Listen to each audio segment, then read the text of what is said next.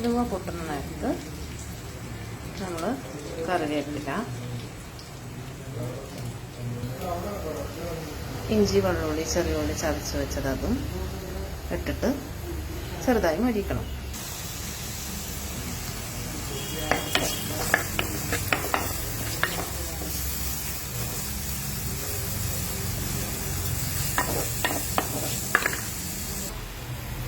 ചെറിയ ഉള്ളി, ഇഞ്ചി, വെള്ളുള്ളി ചെറുതായി മൊരിഞ്ഞ് വരുമ്പോൾ നമ്മൾ വലിയ ഉള്ളിയും വെണ്ടക്കയും കട്ട് ചെയ്ത് വെച്ചത് ഇടണം.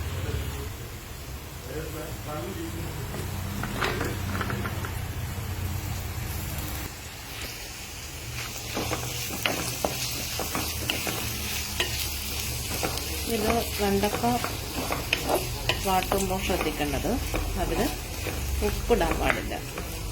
ഉപ്പിട്ടാൽ സ്റ്റിഫാവും. അപ്പോൾ നമ്മളത് ഉപ്പില്ലാതെ ആദ്യം ഒന്ന് വാട്ടിയെടുക്കണം. എന്നിട്ടാണ് നമ്മൾ തക്കാളിയും പച്ചമുളകും ഒരു കഷ്ണം മാങ്ങയും, മാങ്ങയുടെ പച്ചമാങ്ങ കിട്ടുകയാണെങ്കിൽ അങ്ങനെ ഇത് ചെറുതായിട്ട് മൊരിഞ്ഞ് വരുമ്പോൾ ആദ്യം നമുക്ക് മസാലകളിടാം. അതിന് ശേഷം തക്കാളി, പച്ചമുളക് ഇടാം. മഞ്ഞളിട്ടിട്ടുണ്ട്. ഇനി 1 സ്പൂണ് മുളക് പൊടി, 2 സ്പൂൺ മല്ലിപ്പൊടി. അടുത്ത് നല്ലവണ്ണം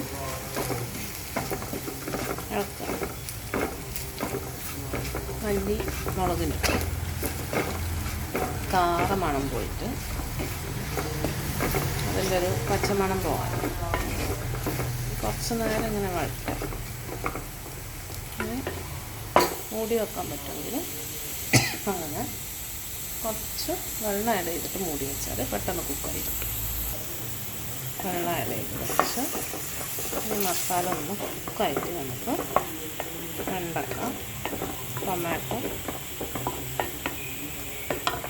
പച്ചമാങ്ങ, മുളക് എന്നിവ ആഡ് ചെയ്യും.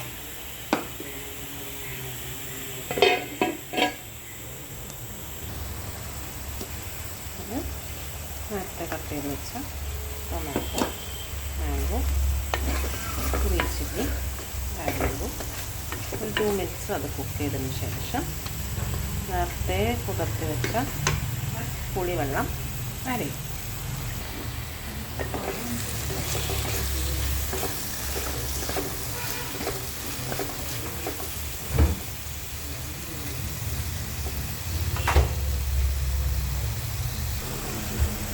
ആദ്യം പറയാൻ വിട്ടുപോയതാണ്, ഫിഷ് കറി ഉണ്ടാക്കുമ്പോൾ ആദ്യം കുറച്ച് പുളിയാണ് വെള്ളത്തിയിടേണ്ടത്. നാരങ്ങൻ്റെ അത്രയും പോകുന്ന സൈസ് മതിയാവും. ഇനി നമുക്ക് കുറച്ച് പുളി വെള്ളം പിടിച്ച് ആഡ് ചെയ്യാം.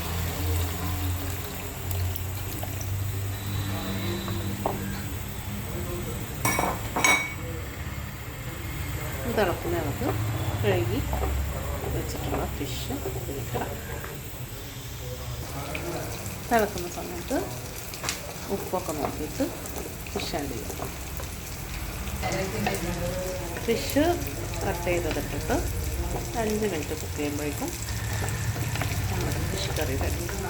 വെള്ളക്കെട്ടതുകൊണ്ട് ഒരു കൊഴുപ്പുണ്ടാവും കറി. നല്ല ചോറിന്, ചപ്പാത്തിക്ക്, നൂൽപുട്ട്, പുട്ടിനൊക്കെ അടിപൊളി. അവസാനം മല്ലിയില ഇട്ടിട്ട് ആക്കാൻ കഴിയും. Thank you.